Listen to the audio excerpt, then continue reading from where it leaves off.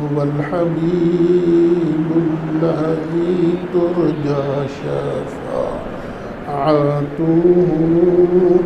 لكل هول من الأهوال مقتحم۔ آج ہمارا 10واں سبق ہے۔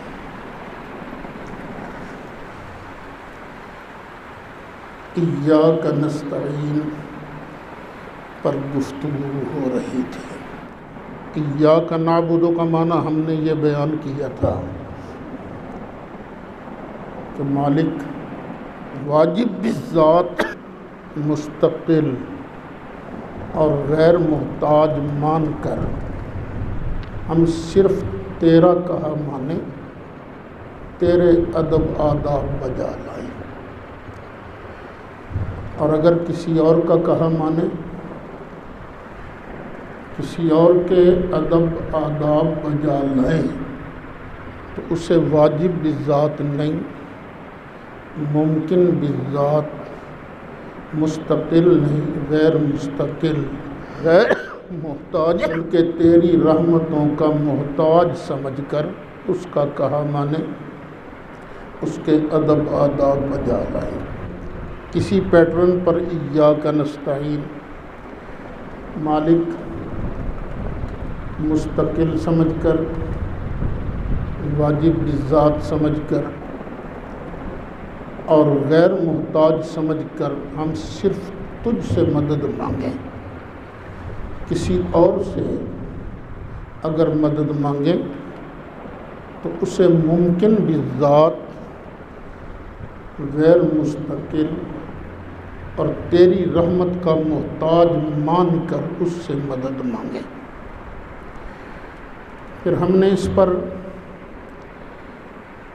کئی آیات مبارکہ تلاوت کی تھی جن سے پتہ چلتا ہے کہ اللہ اپنے بندوں کو قوتیں، طاقتیں، مرحمت فرماتا ہے جس سے وہ بندوں کی مدد کرتے ہیں، بندوں کے کام آتے ہیں۔ اس سلسلے میں جو 5ویں آیت ہم نے تلاوت کی تھی بطور دلیل، وہ تھی فَسَخَّرْنَا لَهُ الرِّيحَ تَجْرِي بِأَمْرِهِ رُخَاءً حَيْثُ أَصَابَ۔ ہم نے ہوا کو حضرت سلیمان کے کنٹرول میں کر دیا تھا، انہی کے حکم سے چلتی تھی، بڑی نرمی کے ساتھ جدھر کو چاہتے تھے۔ اس کی تفسیر میں مودودی صاحب نے جو لکھا ہے وہ بھی سن لیجئے۔ تفہیم القرآن جلد 3 صفحہ 177 پر لکھتے ہیں، تاہم اگر ہوا پر حضرت سلیمان کو حکم چلانے کا بھی کوئی اقتدار دیا گیا ہو، جیسا کہ تجری بامرہ اس کے حکم سے چلتی تھی کہ ظاہر الفاظ سے مترشح ہوتا ہے، تو یہ اللہ کی قدرت سے بعید نہیں۔ وہ اپنی مملکت کا آپ مالک ہے، اپنے جس بندے کو جو اختیار چاہے دے سکتا ہے۔ اب اگلے الفاظ قابل غور ہیں، جب وہ خود کسی کو کوئی اختیار دے تو ہمارا دل دکھنے کی کوئی وجہ نہیں ہے۔ ایک وہابی عالم ہیں حافظ صلاح الدین یوسف، جنہوں نے قرآن پاک کی ایک مختصر تفسیر لکھی ہے، اور وہی مدینہ منورہ سے چھپتی ہے۔ ہر حاجی کو جب وہ واپس آتا ہے اس کو وہ تفسیر سعودی حکومت کی طرف سے تحفتاً ملتی ہے۔ انہوں نے بھی جو کچھ لکھا ہے وہ بھی سن لیجئے۔ یعنی ہم نے سلیمان کی یہ دعا قبول کر لی، دعا مانگی تھی نا کہ یا اللہ مجھے ایسی بادشاہت دے جو کہ میرے بعد کسی کو نہ ملے، اور ایسی بادشاہی عطا کی جس میں ہوا بھی ان کے ماتحت تھی۔ یہاں ہوا کو نرمی سے چلنے والا بتایا ہے، جبکہ دوسرے مقام پر اسے تند و تیز کہا ہے۔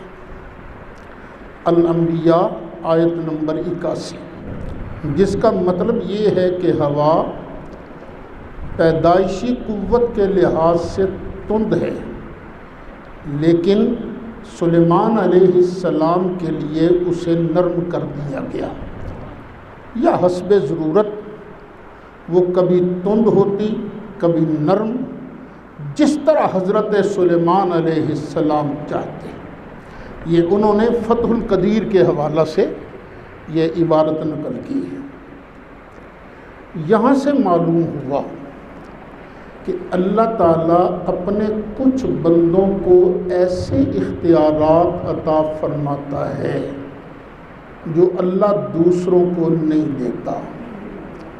اب دیکھیے، ہوا تو کنٹرول میں ہوتی نہیں، ٹھیک ہے، مصنوعی ہوا پنکھے سے لے سکتے ہو، لیکن یہ جو باہر ہوا چلتی ہے یہ تو کسی کے کنٹرول میں نہیں ہوتی، لیکن مالک الملک جو اللہ ہے اس نے یہ ہوا حضرت سلیمان علیہ السلام کے کنٹرول میں کر دی تھی۔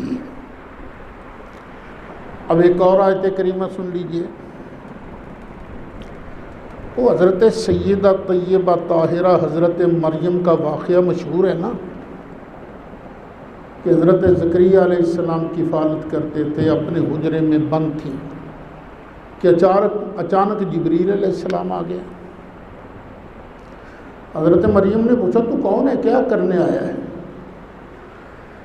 تو اس نے آگے سے جواب دیا، انما انا رسول ربک، مریم ڈر نہیں، فکر نہ کر، میں تیرے رب کا بھیجا ہوا فرشتہ ہوں، لِأَهَبَ لَكِ غُلَامًا زَكِيًّا، اور میں اس لیے آیا ہوں تاکہ میں جبریل لِأَهَبَ لَكِ غُلَامًا زَكِيًّا، میں تمہیں ایک ستھرا بیٹا عطا کر دوں۔ 16واں پارہ ہے، سورہ مریم ہے، آیت نمبر 19 ہے۔ اچھا، اس آیت سے معلوم ہوا کہ جبریل علیہ السلام حضرت مریم کو ایک پاکیزہ لڑکا دینے تشریف لائے تھے، اور وہ پاکیزہ لڑکا کون ہے؟ حضرت عیسیٰ علیہ السلام۔ یہ یاد رکھیے گا کہ جناب عیسیٰ کو قرآن نے غلامً زکیہ کہا ہے، لیکن مرزا غلام احمد قادیانی کہتا ہے کہ جناب عیسیٰ کی کئی دادیاں اور کئی نانیاں بازاری عورتیں تھیں، کنجریاں تھیں، کنجریوں سے اپنے سر کی مالش کرایا کرتے تھے۔ ہم مرزا کی مانیں گے یا اللہ کی مانیں گے؟ اللہ کہتا ہے پاکیزہ صاف ستھرا بیٹا عطا کرنے آیا ہوں، یہ جبریل علیہ السلام نے کہا۔ اچھا، پھر جبریل علیہ السلام نے کیا کیا؟ تھوڑا سا دور تھے نا کھڑے حضرت مریم سے، بس یوں ہی کیا، حضرت مریم کی طرف منہ کر کے بس پھونک ہی ماری۔ تفسیر ابن جریر جلد 16 صفحہ 48، جبریل علیہ السلام کی پھونک کی وجہ سے حضرت عیسیٰ علیہ السلام سیدہ مریم کے بطن اقدس میں تشریف فرما ہو گئے۔ اب عادت کیا ہے؟ پھونک مارنے سے کبھی بیٹا ماں کے پیٹ میں نہیں آتا، صرف پھونک ہی مارتے رہو، شو شو شو کرتے رہو، کیا ماں کے پیٹ میں بیٹا آ جاتا ہے؟ نہیں، لیکن اللہ وحدہ لا شریک نے جبریل علیہ السلام کی پھونک میں اتنا اثر رکھ دیا تھا کہ بغیر کسی مرد کے ہاتھ لگانے کے مریم رضی اللہ تعالی عنہا یہ صرف نفخ جبریل کی وجہ سے ہی حاملہ ہو گئی۔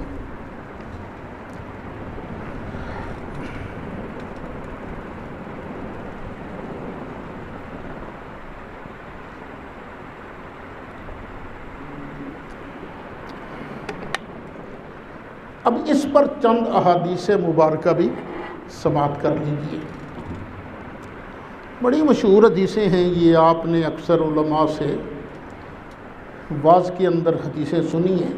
حضرت سیدنا جابر رضی اللہ عنہ آپ فرماتے ہیں کہ حدیبیہ کے دن ہمارے پاس پانی ختم ہو گیا، ہم نے نبی کریم علیہ السلام کی بارگاہ میں عرض کی تو نبی کریم علیہ السلام نے جو پانی کا پیالہ پڑا ہوا تھا نا، اس میں یوں کر کے اپنا ہاتھ مبارک رکھ دیا۔ ہاتھ مبارک رکھا تو ہوا کیا؟ فَجَعَلَ الْمَاءُ يَفُورُ مِن بَيْنِ أَصَابِعِهِ كَأَمْثَالِ الْعُيُونِ، نبی کریم علیہ السلام کے دست مبارک کی انگلیوں کے درمیان سے پانی اس طرح پھوٹا جس طرح کے چشمے پھوٹ پڑتے ہیں، چشمے پھوٹ پڑتے ہیں۔ یہ بخاری شریف ہے، جلد 2 ہے، صفحہ 598 ہے، باب غزوۃ الحدیبیہ، حدیث نمبر ہے 4152، مشکات شریف کا صفحہ ہے 532۔ اچھا، اب میری اور آپ کی عادت کیا ہے؟ پانی کا ہم ٹب لیں، کوئی برتن لیں، اس میں اپنا ہاتھ رکھ دیں تو کیا یہ ہاتھ رکھنے سے پانی کا چشمہ پھوٹتا ہے؟ نہیں، سبب عادی نہیں یہ ہاتھ کے رکھنے سے پانی کا چشمہ پھوٹے، لیکن اللہ تعالیٰ نے اپنے محبوب علیہ السلام کو اتنی شان عطا کی تھی، آپ نے دست مبارک رکھا تو سرکار کے دست مبارک سے پانی کے چشمے پھوٹ پڑے۔ سیدی اعلیٰ حضرت نے اس کو یوں بھی بیان کیا ہے کہ انگلیاں ہیں فیض پر، ٹوٹے ہیں پیاسے جھوم کر، ندیاں پنجاب رحمت کی ہیں جاری واہ واہ۔ اچھا، حدیبیہ میں صرف یہی واقعہ پیش نہیں آیا، ایک اور واقعہ بھی پیش آیا تھا۔ حدیثوں میں ترتیب کا ذکر نہیں، لیکن مجھے یوں لگتا ہے کہ سرکار کے ہاتھ مبارک سے نکلنے والا پانی کا واقعہ یہ پہلے کا ہے۔ ظاہر ہے وہ پانی نے کتنی دیر تک کام آنا تھا، ختم ہونا تھا نا، پھر ختم ہو گیا پانی۔ اتنی دیر میں صحابہ کو نظر آ گیا کہ وہاں ایک کنواں بھی ہے، انہوں نے کنویں پر آ کر پانی کو دیکھا تو پانی نہیں تھا۔ حضرت سیدنا براء بن عازب رضی اللہ عنہ فرماتے ہیں کہ حدیبیہ میں ایک کنواں تھا جس کا پانی ختم ہو گیا تھا۔ نبی کریم علیہ السلام کنویں کی منڈیر پر تشریف لائے، پانی کا برتن منگوایا، وضو فرمایا، وضو کر کے سرکار نے اپنے دہنے اقدس کا پانی کلی مبارک آپ نے کنویں میں ڈالا، فرمایا تھوڑی دیر ٹھہر جاؤ۔ بس تھوڑی دیر کے بعد کنویں سے پانی نکلنا شروع ہو گیا، پانی نکلا۔ اس کے بعد سارے لشکر نے پانی پیا، اونٹوں گھوڑوں کو پلائے، اور حضرت براء بن عازب فرماتے ہیں واپسی تک ہم اسی کنویں سے پانی پیتے اور پلاتے رہے۔ یہ بھی بخاری شریف جلد 2 صفحہ 598، مشکات شریف صفحہ 532، باب غزوۃ الحدیبیہ، حدیث نمبر 4151۔ اب عادت کیا ہے؟ لوگ کہتے ہیں نا اسباب عادیہ کے تحت تو مدد مانگنا جائز ہے، ما تحت الاسباب کا یہ مطلب ہے۔ اور بھی عادت ہماری ہے تسی لکھ کروڑیاں کر کے پاؤ نہ خود کے اندر کدی پانی نکلے نہیں، لیکن سرکار کے لعاب دہن شریف سے، سرکار کے منہ سے نکلے ہوئے پانی میں اتنی برکت تھی کہ اللہ تعالیٰ نے کنویں کے اندر سے پانی کے ڈھیروں کے ڈھیر پیدا فرما دیا۔ ایک اور حدیث شریف بھی سن لیجیے۔ حضرت سیدنا عمران بن حسین رضی اللہ عنہ فرماتے ہیں ایک مرتبہ سفر میں ایک عورت کے 2 مشکیزیں تھے، اس پر سرکار نے کچھ پڑھ کے دم کر دیے، پھر سارے ساتھیوں کو کہا لو بھی ان مشکیزوں کا پانی پیو۔ سب ساتھیوں نے پانی پیا، برتن بھر لیے، لیکن اللہ کی شان ان مشکیزوں میں سے ایک قطرہ پانی کا کم نہ ہوا۔ یہ خلاصہ بیان کیا ہے، یہ بھی بخاری شریف ہے، جلد 1 ہے، صفحہ 49 ہے، کتاب التیمم کے اندر یہ حدیث موجود ہے۔ ایک اور حدیث شریف سن لیجیے۔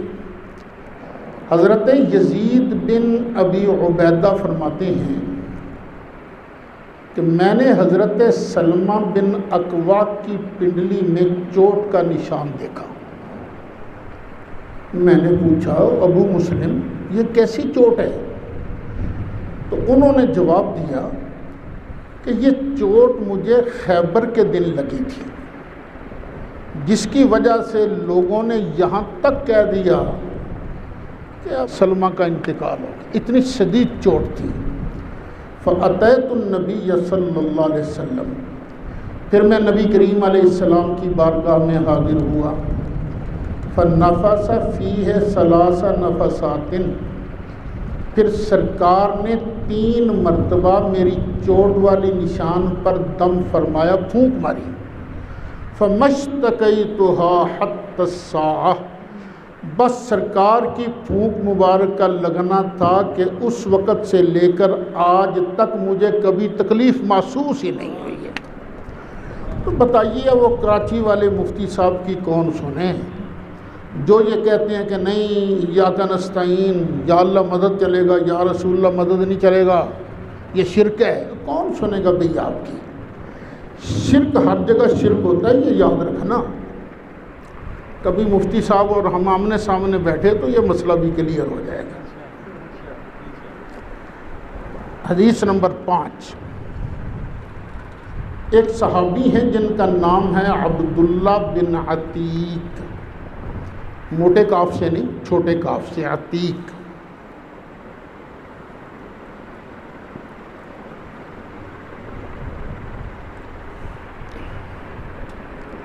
وہ فرماتے ہیں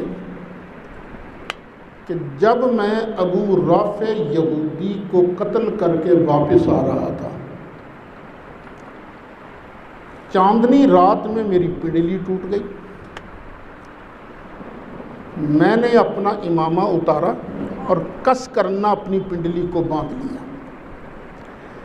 پھر نبی کریم علیہ السلام کی بارگاہ میں آیا، سرکار نے فرمایا ابسط رجلک، ذرا ٹانگ سیدھی کر، ٹانگ پھیلا۔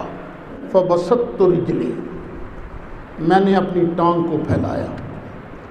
فمسحھا، تو نبی کریم علیہ السلام نے اپنا رحمت و کرم والا ہاتھ مبارک یوں کر کے میری پنڈلی پر پھیرا، یوں کر کے۔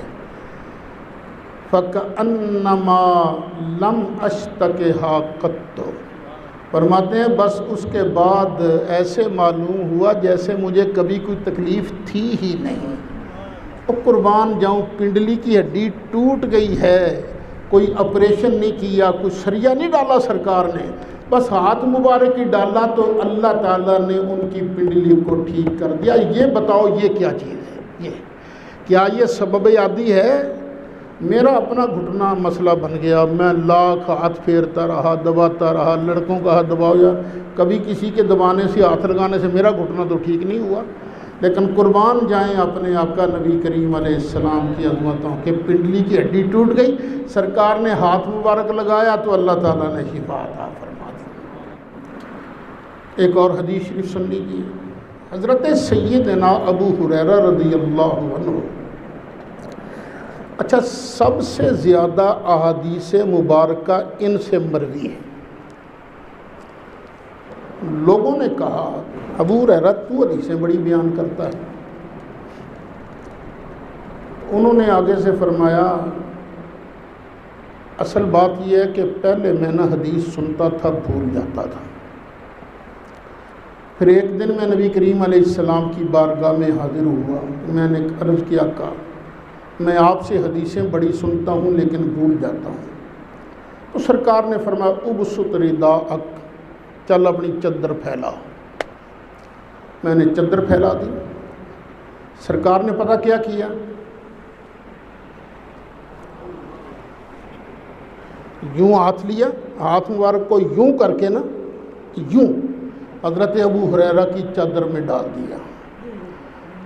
پھر فرمایا دما چل ابو ہریرہ اس چادر کو نہ لپیٹ کے اپنے سینے کے ساتھ لگا لے. فضممتہ، حضرت ابو ہریرہ فرماتے ہیں میں نے سینے کے ساتھ وہ چادر لگائی. فما نسیت شیئا بعد، اس کے بعد میں ایک چیز بھی نہیں بھولا، ایک چیز بھی نہیں بھولا. چونکہ بھولتی کوئی چیز نہیں تھی، یہ اور کام کاج کرتے کوئی نہیں رہتے تھے، ہمیشہ سرکار کی بارگاہ میں رہتے تھے، تو اس لیے ان کی احادیث کی مرویات زیادہ ہیں. اب مجھے بالضبط صفحہ وغیرہ یاد نہیں، مجھے شک پڑتا ہے کہ یہ بات مولانا ادریس کاندھلوی نے سیرت مصطفیٰ کے اندر لکھی ہے کہ سرکار نے یہ کیا کیا تھا. یہ وہ لکھتے ہیں کہ دراصل نبی کریم علیہ السلام کا ہاتھ مبارک جس طرح یہ مادی خزانوں تک پہنچتا تھا نا، اسی طرح سرکار کا ہاتھ مبارک غیبی خزانوں تک بھی پہنچتا تھا. تو سرکار نے غیبی خزانوں میں سے جو حافظے والا خزانہ ہے نا، اس کو یوں کر کے اپنی مٹھی میں لیا اور چادر کے ذریعے حضرت ابو ہریرہ کے سینے کے اندر منتقل کر دیا. اور یہ نہیں کہنا چاہیے کہ اللہ کے بندے وہ کچھ کر نہیں سکتے، یہ نہیں کہنا چاہیے. اللہ کے بندے اللہ کے فضل سے، اللہ کی عطا سے بہت کچھ کر جاتے ہیں. یہ دیوبندی حکیم الامت ہے نا مولانا اشرف علی صاحب تھانوی، انہوں نے ایک واقعہ لکھا ہے. ایک بندہ ایک پیر صاحب کا مرید ہو گیا اور کرتا کچھ نہیں تھا، ویلے شاہ. اور وہ دیکھتا کوئی بندہ آیا، 1 مہینہ رہا، فیض یاب ہو کے چلا گیا، خلافت بھی مل گئی. کوئی 2 مہینے، کوئی 3 مہینے، لوگ آتے فیض یاب ہوتے، خلافت پاتے اور چلے جاتے. اس کے دل میں وسوسہ آیا، پیر صاحب دے پلے شے ہے ہی کوئی نہیں، انہاں سانوں کی دینا، چل چلیے. تو پیر صاحب اس کے دل کی اس بات سے واقف ہو گئے.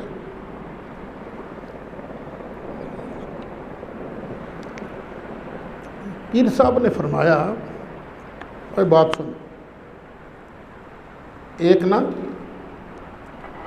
پانی کا ٹب لے لے اور ایک پچکاری بھی لے لے، ٹھیک ہے حضور، اور یہ جو ہماری خانقاہ کا دروازہ ہے نا اس پہ رکھ دینا، ٹھیک ہے حضور. اس نے ایسے کیا. دوسرا دن جب شروع ہوا تو پیر صاحب دروازے پر بیٹھ گیا،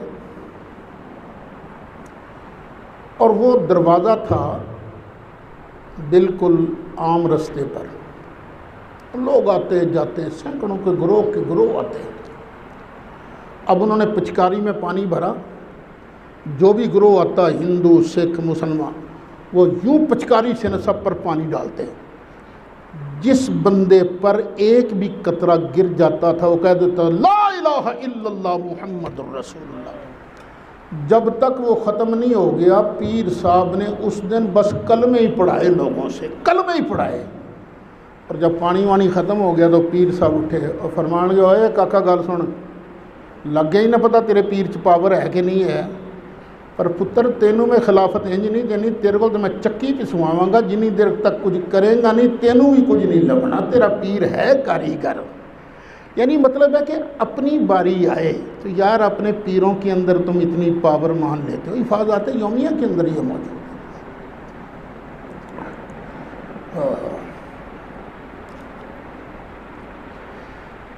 اس موضوع پر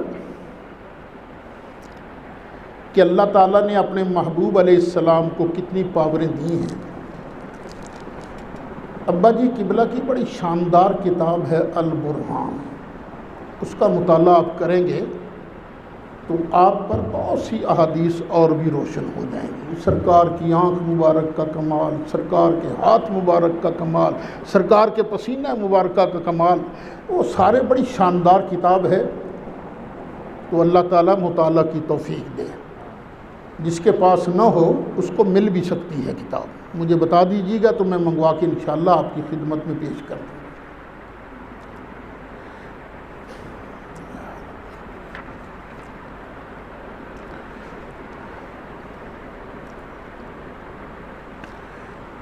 ایک اور حدیث سماعت کر لیجیے۔ ایک صحابی ہیں جن کا نام ہے ربیہ بن کعب الاسلمی رضی اللہ عنہ۔ وہ فرماتے ہیں میں رات کو سرکار کی نوکری کرتا تھا، باہر ہی بیٹھ جاتا مکان شریف کے باہر مسجد میں، سرکار جو ہی باہر نکلتے تو میں سرکار کے لیے وضو کے پانی، وضو کا لیے پانی، مسواک وغیرہ یہ سرکار کی خدمت میں پیش کرتا۔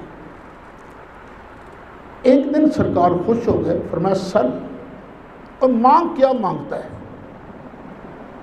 تو میں نے کہا اسألک مرافقتک فی الجنہ، آقا میں جنت میں بھی آپ کا ساتھ مانگتا ہوں، جنت میں بھی آپ کا ساتھ مانگتا ہوں۔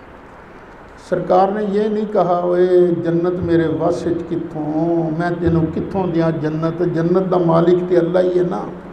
لیکن سرکار نے فرمایا آوا غیر ذالک، آج کچھ اور بھی مانگنا ہے تو مانگ لے، مانگو کیا مانگ اور مانگ۔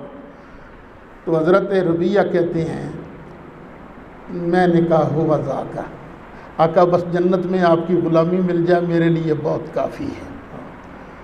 سرکار نے فرمایا پھر اس طرح کرنا فَأَعِنِّي عَلَىٰ كَثْرَةِ السُّجُودِ، تو سجدے زیادہ کر کے اس کام میں میری ہیلپ کر۔ کہیں اللہ یہ نہ کہہ دے، مطلب کیا نکلا، اللہ یہ نہ کہہ دے محبوبہ تو جنت بھی انہوں دیتی جڑا سجدہ ہی نہیں سی کرتا ہے۔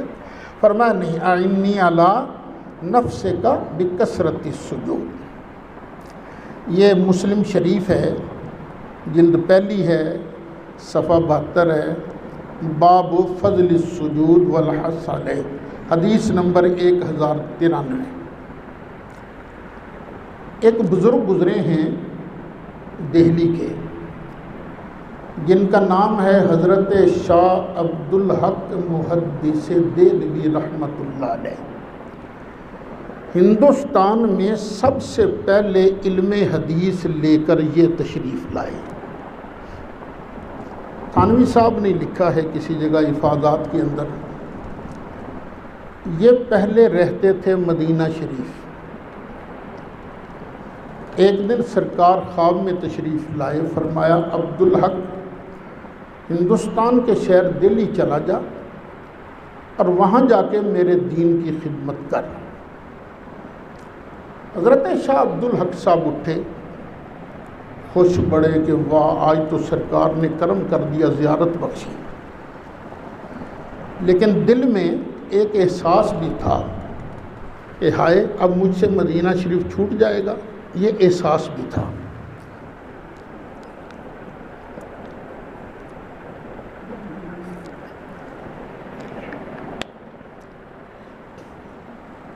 حضرت شاہ عبدالحق سرکار کے روضہ انور پر حاضر ہو گئے، سلام عرض کیا اور عرض کیا آقا میں تو غلام ہوں، میں تو نوکر ہوں، میری کیا مجال کہ میں آپ کے حکم کے آگے اوں آں کر سکوں۔ لیکن آقا غلاموں کو، نوکروں کو بھی ریکویسٹ کرنے کی ضرورت تو رہتی ہے نا، ان کو تو حق ہوتا ہے ریکویسٹ کر سکتے ہیں۔ آقا مجھے مہربانی فرمائیے یہیں رہنے دیجیے، کیونکہ جب یہاں کوئی تکلیف ہوتی ہے، دل پریشان ہوتا ہے، آپ کی بارگاہ میں حاضر ہو جاتے ہیں، سکون مل جاتا ہے۔ عرض کر کے واپس آ گئے۔ رات کو پھر سرکار خواب میں تشریف لائے اور سرکار نے فرمایا عبدالحق جیسے ہم کہتے ہیں ویسے کر، چلا جا، یہاں تو ہمارے روضے کی زیارت کرتا ہے، وہاں ہم تجھے خود زیارت کرایا کریں گے۔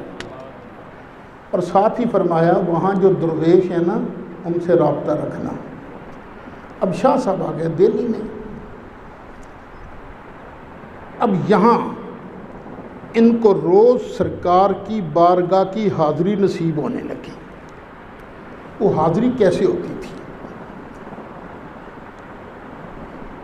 وہ حاضری ایسی ہوتی تھی کہ ایک وقت مقرر کر لیا حضرت شاہ صاحب نے، اور اب وہاں مراقب ہو گئے، پوری توجہ اب سرکار کی طرف۔ تو جب وہ ایسی حالت میں بندہ مراقب ہوتا ہے تو پھر اپنے آپ میں نہیں رہتا،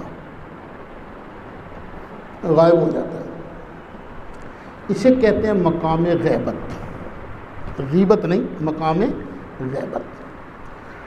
تھانوی صاحب لکھتے ہیں کہ ان کو روز سرکار کی بارگاہ کی حاضری نصیب ہوتی تھی، یہ شاہ عبدالحق صاحب۔ وہ سرکار نے یہ بھی فرمایا تھا نا کہ وہ درویشوں سے رابطہ رکھنا۔ پتہ چلا کہ جنگل میں نا کوئی بڑا پہنچا درویش ہے، شاہ صاحب چلے گئے۔ وہاں جب پہنچے تو مریدوں کا جمگھٹا تو تھا۔ اس فقیر نے دیکھتے ہی شاہ صاحب کو کہا، آ گیا بھئی عبدالحق بھی آ گیا جے، آئیتے عبدالحق بھی آ گیا ہے۔ اور تھا وہ بھنگی، وہ نہیں بھنگ پینے والے، وہ کیا نشہ کرنے والے، بھنگ پینے والے۔ اس نے کہا لاؤ عبدالحق کے لیے بھی پیالہ۔ جب پیالہ آیا تو شاہ صاحب نے کہا میں تو نہیں پیتا۔ اس نے کہا کیوں نہیں پیتے تم؟ انہوں نے مجھے نبی کریم علیہ السلام نے منع کیا ہے۔ وہ کہیں گا پی لے وگرنہ اچھا نہیں ہوگا۔ اس نے کہا فقیر بابا، جو سرکار کے کہنے پر چلتے ہیں نا ان کے ساتھ پھر برا نہیں ہوتا۔ کہنے گا اچھا یہ بات ہے، اب سرکار کی بارگاہ کی حاضری دے کے دیکھ، میں تینوں وڑن نہیں دینا ہوتے۔ اللہ اکبر، کوئی وہاں کچا صوفی ہوتا تو مار کھا جاتا نا۔ اس کو کیسے پتہ چلا کہ مجھے سرکار کی بارگاہ کی حاضری نصیب ہوتی ہے؟ تو شاہ صاحب نے کہا دیکھ فقیرہ، میں نے حاضری دینی ہے تو فرما بردار بن کر، نافرمان بن کے میں نے نہیں حاضری دینی۔ سرکار نے ہر نشے والی چیز کو حرام قرار دیا۔ یہ تھانوی صاحب لکھ رہے ہیں سارا کچھ۔ اس نے کہا جاؤ، پھر شاہ صاحب آ گئے۔ رات کو جب حضوری کے مقام پر پہنچے تو وہاں حالت غیبت میں بھی یہ فقیر بابا ڈانگ پکڑ کے نا دروازے پر کھڑا تھا۔ کہنے لگا عبدالحق پیویں گا تے اندر جائے گا۔ فرمایا میں بھی تینوں آکھیا سی کہ میں فرما بردار ہو کے حاضری دینی ہے، نافرمان ہو کے حاضری نہیں دینی۔ کہنے لگا جا پھر۔ شاہ صاحب آ گئے، اور دوسرے دن پھر چلے گئے اسی کے پاس۔ اس نے دیکھتے کہا کیوں عبدالحق میں تینوں کیا نہیں سی، پی تے تاں جان دیاں گا۔ فرمایا میں تینوں کیا نہیں سی، میں نہیں سی تینوں کیا کہ میں فرما بردار بن کے حاضری دینی ہے۔ انہیں کیا پچھتائیں گا؟ میں جڑا سونے دے آکھے لگتے ہیں پچھتاندے نہیں۔ اچھا 3 دن تک ایسے ہی ہو۔ اب تیسرے دن اندر سرکار فرما رہے ہیں اوے میرا عبدالحق نہیں آیا۔ وہاں جو خدمت پر مامور تھے انہوں نے عرض کی آقا تو باہر وہ جو ہے نا بھنگی پیر وہ کھڑا ہے اور عبدالحق کو کہتا ہے پہلے بھنگ کا پیالہ پی پھر تجھے اندر جانے دوں گا، اور عبدالحق کہتا ہے نہیں مجھے میرے آقا نے منع کیا، میں تو نہیں پیوں گا۔ سرکار جلال میں آ گئے، فرمایا ہے وہ کتا میرے عبدالحق کو روکتا ہے؟ اللہ اکبر۔ سرکار نے فرمایا، شاہ صاحب حاضر ہوئے، فرمایا عبدالحق تیرا امتحان تھا تو کامیاب ہو گیا۔ جب چوتھے دن نا شاہ صاحب پھر اسے پیر والی تو سارے مرید مسوسے جے کھلوتے او تہاڈا پیر کتھے ہے؟ جی آج تو سرکار باہر ہی نہیں آئے۔ دیکھو اندر جا کے دیکھو، دیکھو تلاش کرو اس کو۔ تلاش کیا تو مکان سارا خالی تھا، کچھ ہے ہی نہیں تھا۔ پوچھا کوئی چیز تو اندر سے نہیں نکلی؟ جی ایک کتا نکلا تھا۔ فرمایا وہی تہاڈا پیر سی۔ ساری بات سنائی۔ تھانوی صاحب لکھتے ہیں پھر ان سب نے اس پیر کی بیعت توڑی اور شاہ صاحب کے ہاتھ پر بیعت ہوئے۔ یہ اتنا بڑا آدمی ہے شاہ عبد الحق محدث دہلوی، جن کی بات کو مشہور غیر مقلد عالم نواب صدیق حسن خان بھوپالی نے مسک الختام کے اندر بھی نقل کیا ہے۔ اسی بات کو سرکار نے کیا فرمایا تھا؟ سل۔ حضرت ربیہ سے کیا کہا تھا؟ سل، مانگ۔ کیا چیز مانگ؟ یہ نہیں فرمایا تھا، یہ نہیں کہا تھا مانگ جنیاں بکریاں چاہیے، نہیں مانگ جننے اونٹ چاہیے، مانگ کنے پیسے چاہیے، مانگ کنی حکومت چاہیے، یہ نہیں کہا، بلکہ فرمایا سل، مانگ مطلقاً رکھا۔ اس کا مطلب کیا ہے کہ اللہ تعالیٰ نے ساری خدائی مصطفیٰ کے ہاتھ میں کر دیا ہے، جس کو جو چاہے مصطفیٰ کریم علیہ السلام عطا فرما دے۔ علامہ شبیر احمد عثمانی، علماء دیوبند ان کو شیخ الاسلام کہتے ہیں، انہوں نے مسلم شریف کی جو شرح لکھی ہے، مرکات ملا علی قاری کی جو ہے نا شرح مشکات مرکات، اس کے حوالے سے لکھتے ہیں وَيُؤْخَذُ مِنْ إِطْلَاقِهِ عَلَيْهِ السَّلَامُ الْأَمْرُ بِالسُّؤَالِ أَنَّ اللَّهَ تَعَالَى مَكَّنَهُ مِنْ إِعْطَاءِ كُلِّ مَا أَرَادَ مِنْ خَزَائِنِ الْحَقِّ، کہ یہ جو سرکار نے مطلقاً فرمایا نا مانگ، اس سے پتہ چلتا ہے کہ اللہ تعالیٰ نے اپنے خزانوں میں سے مصطفیٰ علیہ السلام کو ہر چیز عطا کر دی ہے، جو بھی سرکار چاہتے عطا فرما دیتے۔ وَمِن ثم، اسی وجہ سے عد ائمتنا من خصائصہ علیہ السلام، ہمارے ائمہ نے نبی کریم علیہ السلام کا ایک خاصہ یہ بیان کیا ہے کہ انہ یخص من شاء بما شاء، سرکار جو چاہتے جس کو چاہتے عطا فرما دیتے تھے۔ کجعلہ شہادت خزیمۃ بن ثابت بشہادتین، اس کی مثال بھی دی جس طرح نبی کریم علیہ السلام نے حضرت خزیمہ کے بارے فرمایا تھا، اور ویسے تو ہر کیس میں 2 گواہوں کی ضرورت ہے، لیکن میرا خزیمہ جب اکیلا کسی مسئلے میں گواہ بن کے آ جائے، اس ایک کی گواہی کو 2 گواہیوں کے برابر تسلیم کر کے فیصلہ اس کی گواہی کے مطابق کر دینا۔ یہ حدیث بخاری شریف کے اندر ہے، یعنی نبی کریم علیہ السلام کو اللہ نے یہ خاصہ بھی عطا فرمایا تھا۔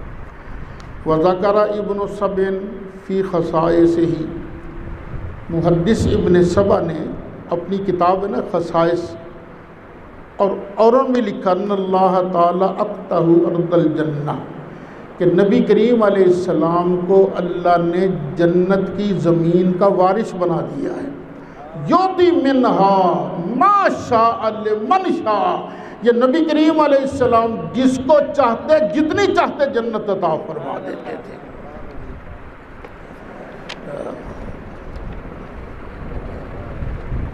تجھ سے اور جنت سے کیا مطلب اے نجدی دور ہو، تجھ سے اور جنت سے کیا مطلب اے نجدی دور ہو، تجھ سے اور جنت سے کیا مطلب اے نجدی دور ہو، ہم رسول اللہ کے جنت رسول اللہ کی، ہم رسول اللہ کے جنت رسول اللہ کی۔ اچھا، جب ہم قرآن و سنت کے دلائل کے انبار لگا دیتے ہیں، وہ لوگ جو پہلے ایک تقسیم کرتے تھے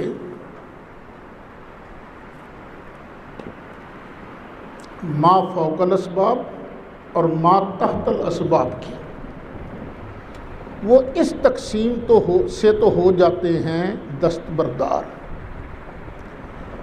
وہ کہتے ہیں نہیں،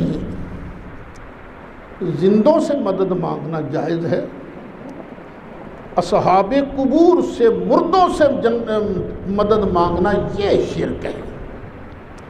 لو جی تان یہیں پر آن کے ٹوٹتی ہے، زندوں سے مدد مانگی جا سکتی ہے، قبر والوں سے مدد نہیں مانگی جا سکتی۔ اب کیا کہہ سکتے ہیں جو لوگ یہ شرک کا فتویٰ لگاتے ہیں؟ نہ تو ان کو شرک کی صحیح تعریف آتی ہے، ڈیفینیشن یہ کیا ہے شرک، نہ تو اس کا پتہ ہے، نہ ہی وہ کتاب و سنت سے واقف نظر آتے ہیں۔ یاد رکھیے شرک ہر جگہ شرک ہے، اس میں تفریق ہرگز نہیں ہو سکتی۔ مثلا اللہ کے علاوہ کسی کو بھی لائق عبادت ماننا شرک ہے۔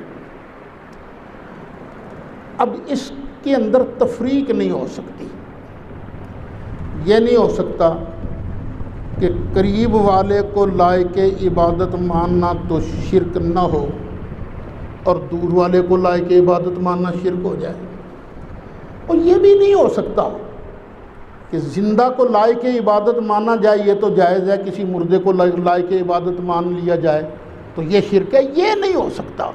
شرک میں تفریق نہیں ہوتی، جو شرک ہوتا ہے وہ ہر جگہ شرک ہوتا ہے۔ جو شرک ہے وہ زندہ کے ساتھ بھی شرک ہے، قبر والے کے ساتھ بھی شرک ہے، قریب والے کے ساتھ بھی شرک ہے، دور والے کے ساتھ بھی شرک ہے۔ میں نے اپنی اس تفسیر نور الامین میں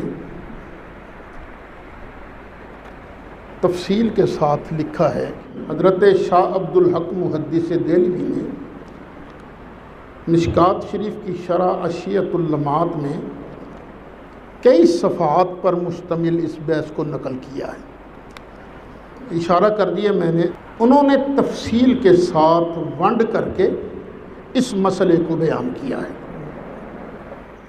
اس کے ساتھ ہی علامہ وحید الزمان نے اپنی کتاب ہدیۃ المہدی کے صفحہ 12 سے لے کر 49 تک، کتنے صفحے بن گئے یہ؟ 27 کہ 37 صفحوں پر مشتمل شرک پر تفصیلی بحث کی ہے۔ وہ ساری کی ساری قابل مطالعہ ہے، اگرچہ کسی نہ کسی جگہ پر وحید الزمان سے اختلاف بھی ہو سکتا ہے، لیکن جو مرکزی نقطہ ہے نا شرک کا، انہوں نے بڑے اچھے طریقے سے سمجھایا ہے۔ میں بات کو مختصر کرتے ہوئے آگے چلتا ہوں۔ یہ حضرات جو کہتے ہیں نا کہ مردوں سے مدد نہیں مانگی جا سکتی، زندوں سے مانگی جا سکتی ہے، تو بھئی دیکھ لیتے ہیں نا نبی کریم علیہ السلام اپنے روضہ انور کے اندر زندہ ہیں کہ نہیں زندہ ہیں۔ اگر زندہ ہیں تو مدد مانگی جا سکتی ہے، اگر زندہ نہیں تو مدد بھی نہیں مانگی جا سکتی۔ پھر یہ بھی دیکھ لیں، جب ہم کوئی مدد مانگتا ہے تو پتہ بھی چلتا ہے سرکار کو کہ نہیں، کیا وہ امت کے اعمال پر حاضر ناظر ہیں کہ نہیں، پتہ چلتا ہے کہ نہیں۔ اگر ثابت ہو جائے سرکار زندہ بھی ہیں اور فریادی جو ہے فریاد کرنے والا، اس کی فریاد کو سرکار سنتے بھی ہیں، آگاہ بھی ہیں، تو پھر سرکار کی بارگاہ سے مدد مانگنا بھی جائز ہے۔ مدد مانگنا شرک کیسے ہو جائے گا؟ میں نے جن بزرگوں کا نام لیا، حضرت شاہ عبد الحق محدث دہلوی، وہ فرماتے ہیں و بعد چندی اختلافات و کثرت مذاہب کے در علماء امت است، یک کسرات دریم مسئلہ خلاف نیست کہ آن حضرت صلی اللہ علیہ وسلم بحقیقت حیات بے شائبہ مجاز و توہم تعویل دائم و باقی است و بر اعمال امت حاضر و ناظر و مر طالبان حقیقت را و متوجہان آن حضرت را مفید و مربی است۔ اس کا ترجمہ یہ ہے، اگرچہ امت کے علماء میں مذاہب کی کثرت بھی ہے اور ان میں بے شمار اختلافات بھی، پھر بھی اس مسئلہ میں کسی ایک شخص کا بھی اختلاف نہیں ہے کہ رسول اکرم صلی اللہ علیہ وسلم حقیقت حیات کے ساتھ بغیر مجاز کے شائبہ کے اور تعویل کے وہم کے بغیر دائم اور باقی ہیں، اور امت کے اعمال پر حاضر و ناظر ہیں، طالبان حقیقت کو اور آن جناب کی طرف متوجہ حضرات کو فیض بھی عطا کرتے ہیں۔ جو سرکار کی طرف توجہ کرتا ہے نا، سرکار اسے فیض بھی عطا کرتے ہیں اور ان کی تربیت بھی فرماتے ہیں۔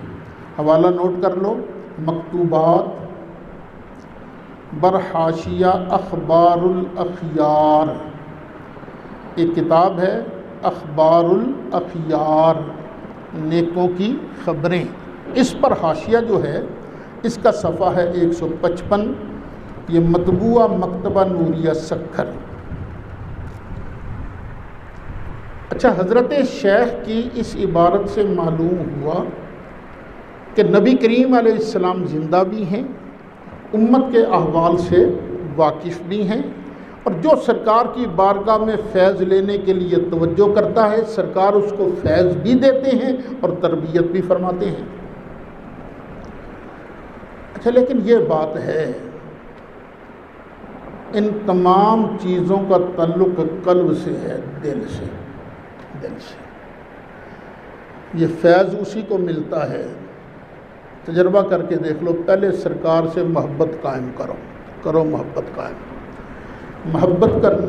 کرنے کے بعد عقیدت و عشق کے جذبات سے ہے بھرپور ہو جاؤ، پھر تار جوڑو سرکار کے ساتھ، سرکار سے تار جڑ جائے نا، پھر پتہ چلے گا فیض کیا دریا بہہ رہے ہیں، کر کے تو دیکھو کبھی۔ بخاری شریف کی ایک شرح ہے، بخاری شریف کے ایک شارح ہیں امام قسطلانی، انہوں نے سیرت طیبہ پر بڑی شاندار کتاب لکھی ہے المواہب الدنیا، پھر اس کی شرح کی ہے امام زرقانی مالکی نے، امام عبد الباقی زرقانی مالکی۔ وہ فرماتے ہیں لا فرق بین موتہ و حیاتہ فی مشاہدتہ لامتہ، اپنی امت کا مشاہدہ کرنے میں نبی کریم علیہ السلام کی موت و حیات میں کوئی فرق نہیں۔ موت آنے سے پہلے جس طرح اپنی امت کو دیکھتے تھے اسی طرح موت آنے کے بعد بھی سرکار اپنی امت کا مشاہدہ کر رہے ہیں۔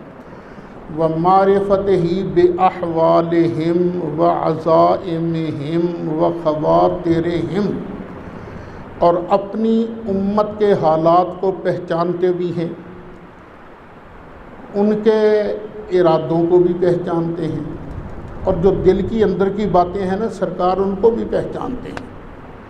وَذَلِكَ عِنْدَهُ جَلِيٌّ، یہ دونوں بزرگ فرماتے ہیں یہ امت کا مشاہدہ کرنا، خفا کا نہ ہونا، یہ سرکار کے لیے بالکل ظاہر ہے، اس میں کوئی خفا نہیں ہے۔ حوالہ اس کا نوٹ کر لیں، مواہب الدنیا جلد 4 صفحہ 580، اور زرقانی علی المواہب جلد 8 صفحہ 305۔ یہ بزرگوں کے حوالے میں نے اس لیے دیے ہیں، حالانکہ میری عادت نہیں بزرگوں کے زیادہ حوالے دینا، میں نے عادت یہی بنائی ہے کہ دلیل دینی ہے تو قرآن سے، دلیل دینی ہے تو صحیح حدیث سے، عادت یہی ہے۔ لیکن بزرگوں کے حوالے اس لیے میں نے پیش کیے ہیں، بھئی ہم پر تو آپ لوگ لگاتے ہو شرک کا فتویٰ، تو یہ جو بزرگ ہیں جو بات انہوں نے کی ہے وہی ہم کرتے ہیں، تو ان پر شرک کا فتویٰ کیوں نہیں لگاتے؟ ان پر شرک کا فتویٰ کیوں نہیں لگا؟ یہ جو امام قسطلانی ہے نا، ان کا بڑا مقام ہے، علمی طور پر بڑا رعب ہے ان کا۔ امام قسطلانی نے بھی بخاری شریف کی شرح لکھی ہے جس کا نام ہے ارشاد الساری۔ یہ جو بڑے بڑے علماء ہیں نا، جب شروع میں بخاری پڑھانے لگتے ہیں تو پہلے تو یہ فتح الباری دیکھ، حافظ ابن حجر اسقلانی کی، عمدۃ القاری دیکھ، امام بدر الدین عینی کی، ساری کتابیں دیکھتے ہیں، پھر آخر میں اس نتیجے پر پہنچتے ہیں یار ارشاد الساری سے ہی کام چل جائے گا، پھر بعد میں صرف ارشاد الساری سے ہی مطالعہ کر کے بخاری شریف پڑھا دیتے ہیں۔ یہ بات خود مفتی شفیع صاحب نے بھی لکھی ہے، یہ انہوں نے خود اپنا تجربہ انہوں نے لکھی ہے، یا ان کے کسی بیٹے نے ایک بات لکھی ہے کہ آخر میں صرف ارشاد الساری ہی زیر مطالعہ رہتی تھی۔ مطلب یہ ہے کہ اگر ہم مشرک ہیں تو یہ بھی مشرک، اگر یہ مشرک نہیں ہے امام قسطلانی، امام زرقانی یہ مسلمانوں کے مسلمہ امام ہیں، تو بھئی پھر ہم غریبوں پر بھی رحم کرو، ہمیں خام خواہ مشرک کیوں بناتے ہو؟ اچھا، امام جلال الدین سیوطی رحمۃ اللہ علیہ وہ بھی ارشاد فرماتے ہیں قال المتکلمون المحققون من اصحابنا، کہا ہے علم کلام کے ماہرین نے، جو ہمارے شوافے کے بڑے بزرگ ہیں، انہوں نے کیا کہا ہے کہ نبینا صلی اللہ علیہ وسلم حی بعد وفاتہ، کہ نبی کریم علیہ السلام اپنی وفات شریف کے بعد بھی زندہ ہیں، وَإِنَّهُ يَسُرُّ بِطَاعَاتِ أُمَّتِهِ، اور نبی کریم علیہ السلام اپنی امت کی نیکیوں کو دیکھ کر خوش ہوتے ہیں۔ اگر زندہ نہیں تو خوش کیسے ہو گئے؟ اگر سرکار نیکیاں دیکھ نہیں رہے، میرا ایمان ہے سرکار اس وقت بھی ہمیں دیکھ رہے ہیں اور خوش ہو رہے ہیں کہ واہ میرے قرآن کی تعلیم کا سلسلہ جاری ہے۔ نبی کریم علیہ السلام اپنی امت کی نیکیوں کو دیکھ کر خوش ہوتے ہیں۔ وَيَحْزُنُ بِمَعَاصِي الْعُصَاةِ مِنْهُمْ، اور سرکار اپنی امت کے گناہ گاروں کے گناہ دیکھتے ہیں تو سرکار غم زدہ بھی ہوتے ہیں۔ یہ انہوں نے لکھا ہے الحاوی للفتاوی جلد 2 صفحہ 149 کے اندر، کہ جو ان کے شیخ تھے استاد ابو منصور عبد القاہر بن طاہر البغدادی، جو کہ شیخ الشافعیہ بھی ہیں، یہ سارا کچھ ان کا بیان ہے کہ بھئی یا تو فتویٰ سب پر لگے گا یا پھر کسی پر نہیں لگے گا۔ اگر ہم مشرک ہیں تو امام سیوطی کو بھی مشرک کہنا پڑے گا، پھر امام قسطلانی کو بھی مشرک کہنا پڑے گا، امام زرقانی کو بھی مشرک کہنا پڑے گا۔ اگر وہ مشرک نہیں ہیں تو پھر ہم غریب بھی مشرک نہیں ہیں۔ اچھا، وہابیہ قاضی شوکانی کو بڑی ترجیح دیتے ہیں۔ قاضی شوکانی وہابیوں کے امام ہیں، انہوں نے بھی اپنی کتاب میں لکھا وَقَدْ ذَهَبَ جَمَاعَةٌ من المحققین الی ان رسول اللہ صلی اللہ علیہ وسلم حی بعد وفاتہ، ہماری جماعت کے محققین اس طرف گئے ہیں کہ بے شک نبی کریم علیہ السلام اپنی وفات شریف کے بعد زندہ بھی ہیں، وَأَنَّهُ يَسُرُّ بِطَاعَاتِ أُمَّتِهِ، اور اپنی امت کی نیکیوں پر سرکار خوش بھی ہوتے ہیں۔ دیکھو میرے بیٹو، جہاں تک میری آواز جا رہی ہے سب ذرا غور سے سنو۔ میرا اور آپ کا عقیدہ ہے کہ نبی کریم علیہ السلام اعمال امت پر حاضر ناظر ہیں، سرکار ہمیں دیکھ رہے ہیں۔ ہم دعویٰ تو کرتے ہیں عشق رسول کا کہ واہ ہم سرکار پر اپنی جانیں قربان کر دیں گے، ناموس رسالت کے لیے ہر شے قربان کر دیں گے۔ اب سوچو جو کچھ ہم کر رہے ہیں ہمارے عقیدے کے مطابق تو سرکار ہمیں دیکھ رہے ہیں، تو پھر ہمیں کیا چاہیے؟ گناہ کرنے چاہیے یا نیکیاں کرنی چاہیے؟ جس کو سرکار کے ساتھ پکا عشق ہوگا پھر وہ گناہ نہیں کرے گا۔ اللہ ہمیں نیکیوں کی ہی توفیق عطا فرمائے۔ اس کا حوالہ نوٹ کر لیجئے، نیل الاوطار جلد 3 صفحہ 282۔ پھر صرف قاضی شوکانی نہیں بلکہ ایک اور وہابی عالم ہیں جن کا نام ہے شمس الحق عظیم آبادی۔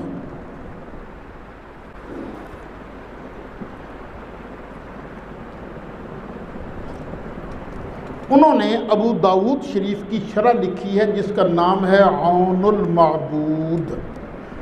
یہی بات انہوں نے اس کی جلد 1 صفحہ 405 پر لکھی ہے۔ خلاصہ یہ ہے کہ سرکار کو زندہ مانتے ہیں، اور جب طے ہو گیا کہ زندہ سے مدد مانگنی جائز ہے تو پھر سرکار سے بھی مدد مانگنی جائز ہے۔ مولاي صل وسلم دائما أبدا على حبيبك خير الخلق كلهم يا رب بالمصطفى بلغ مقاصدنا فاغفر لنا ما مضى يا واسع الكرم يا رب جمعا طلبنا منك مغفرة وحسن خاتمة يا مبدئ النعم. صلی اللہ تعالی علیہ